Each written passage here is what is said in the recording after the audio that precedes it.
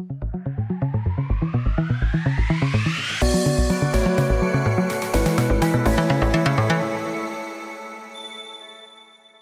Namaste, dear soul crafters. Welcome to my exclusive podcast, Soul Crafting with Tanushree, Crafting Your Inner Awareness. Hi, I'm Tanushree Nair, your energy transformation and mindset specialist, author of the book Bring Out That Red Lipstick and an Energy Worker. I am on a mission to enable 100,000 women to discover their innate feminine energy balance through my Inner Shakti blueprint in 90 days. I'm thrilled to bring out this new episode of the podcast show, Season 1, the Awakening series. As the old wise saying goes, a journey of 1,000 miles begins with the first step. This podcast is for all those people who are in the daily grind of life, who have forgotten to take a pause and smell the proverbial roses. For those who need a hand to learn self-mastery of their thoughts, emotions, and inner self. I am learning too and would like to share this journey with all my fellow listeners. Together, we can go miles. I will be sharing and discussing with you how you can discover and maximize your inner awareness by balancing the subtle masculine-feminine energy balance within yourself through easy-to-practice meditations, lifestyle changes. I also invite successful guests to share their inspiring stories and techniques of how they have converted their adversities to opportunities. Tune in to new episodes every Tuesday and Friday and a special curated guest Soul Sunday series every Sunday. This channel is for all those who are seeking an inside-out transformation.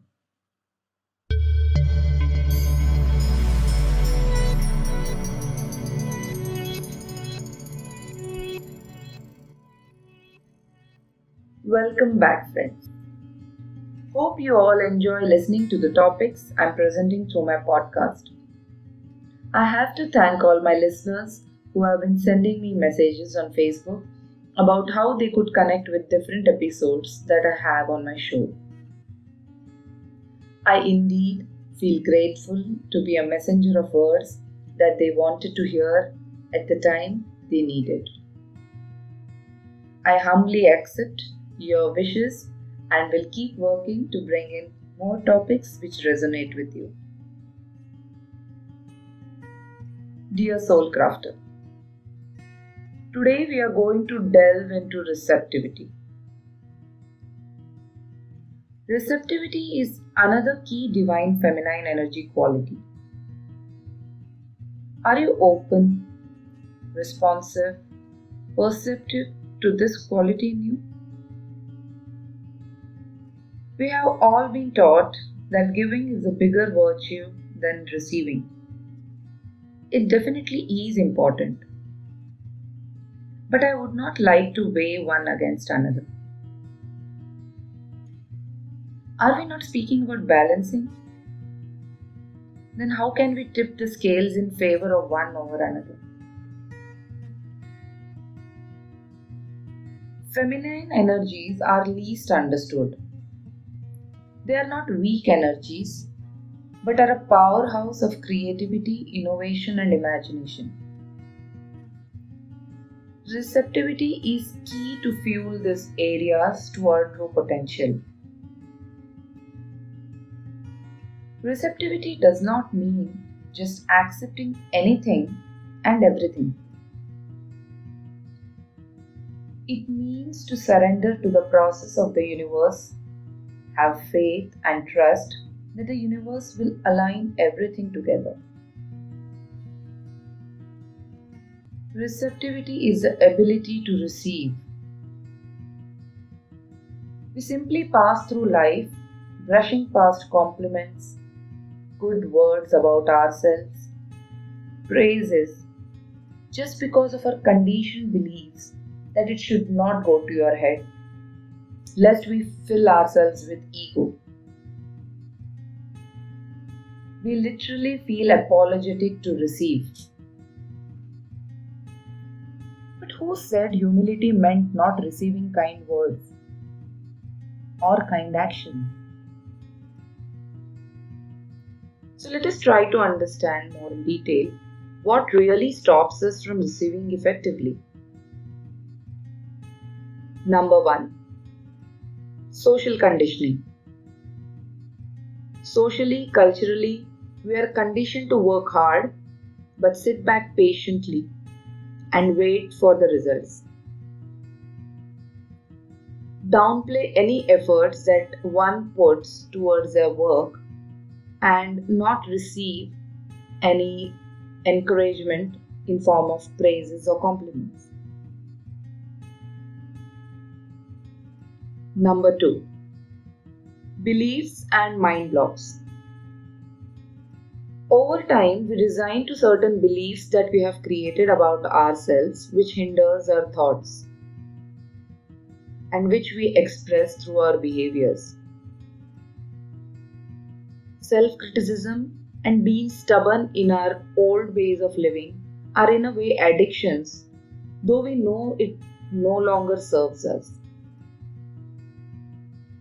We are not the same as we were a few years back. Things change, but our stuck beliefs can hinder our openness and grace to receive. Number 3. Lacking trust and confidence. Past experiences or experiences witnessed for others can cause self-doubts and lack of faith.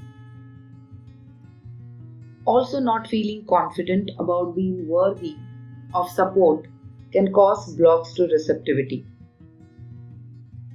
If we feel we are in competition or different from others, we won't trust that we are supported, thereby losing the opportunity to receive guidance. Number 4. Habits which do not serve anymore. As mentioned earlier, we are not the same people we were in the past. Our perceptions, habits, outwardly change too. But we carry the old habit patterns within us. When someone compliments for a look or a dress or the food we cooked, we dismiss it in the name of modesty. There could also be doubts raised in our minds about the person's intentions. Such habits interfere in you being in the present and enjoying the moment. Number 5. Congruence. If we are not aligned within ourselves, we miss the opportunity of receiving. Non-congruence or being disconnected with your deepest self to understand what are your needs leads to denying yourself of those moments.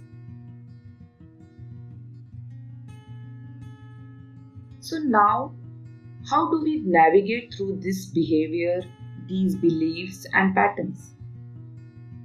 How to cultivate a healthy habit of being open and receiving? Number 1. Start with listening. Active and deep listening is one way to show receptivity and openness to know others. In this world of being always digitally connected, our monkey mind keeps chattering and jumping from one thought or task to another, which hinders our one-point focus to listen deeply.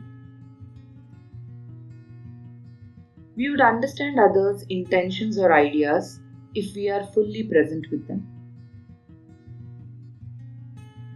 Number 2. Be non-judgmental. Being non-judgmental applies for others and first to yourself too. Begin with yourself to not create an opinion about your own actions or be harsh to yourself. Loving kindness starts inwards and then goes outwards. Number 3. Be flexible. Fluidity or flexibility is another important feminine energy trait that you can pull into yourself. Flexibility is not bending backwards, rather being fluid in response to change. Being flexible can break down rigid, non-serving beliefs and perceptions and bring in healthy possibilities for oneself to move ahead and receive. Number 4. Love is not a one-way street. Most times we focus love, kindness, support outwards to others. We do not take into account the reciprocal. Reciprocity of the same qualities should be directed inwards towards oneself to open your heart and consciously perceiving that you're worthy of receiving all that serves your higher purpose. Number 5. Practicing self-love. I love to reiterate this again and again and again.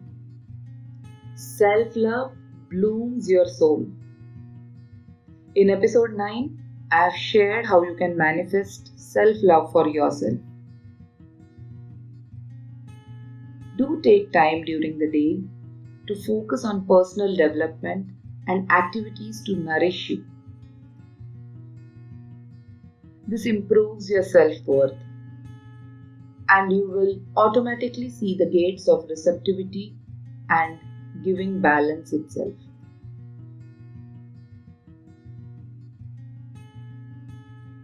Dear soul crafters, as you're crafting your journey towards self-awareness, every step of the way you have to keep yourself open to receive with love and grace. While we all need logic, processes and discipline to not go overboard, feminine energies give that subtle touch and remind us to reach back into ourselves and be in alignment with ourselves. As I always say, excesses of anything, even giving, does not serve our purpose in life. Balance is the key. Raise your feminine receptive energy and see yourself living consciously and growing exponentially to all the possibilities out there in the world. Thank you for patiently listening till the end of today's episode. Dear listeners and viewers, you can head over to my website www.tanushreenayar.com to subscribe to my newsletters or connect with me on my Facebook page Tanushree Nayar, on Instagram as Soulful Living with Tanushree, and on YouTube as Tanushree Nayar. My book Bring Out That Red Lipstick is also available on all leading online stores on amazon.in, .com, .co.uk, both in Kindle and paperback versions. If you read it, please do not miss posting a review on Amazon for me to see.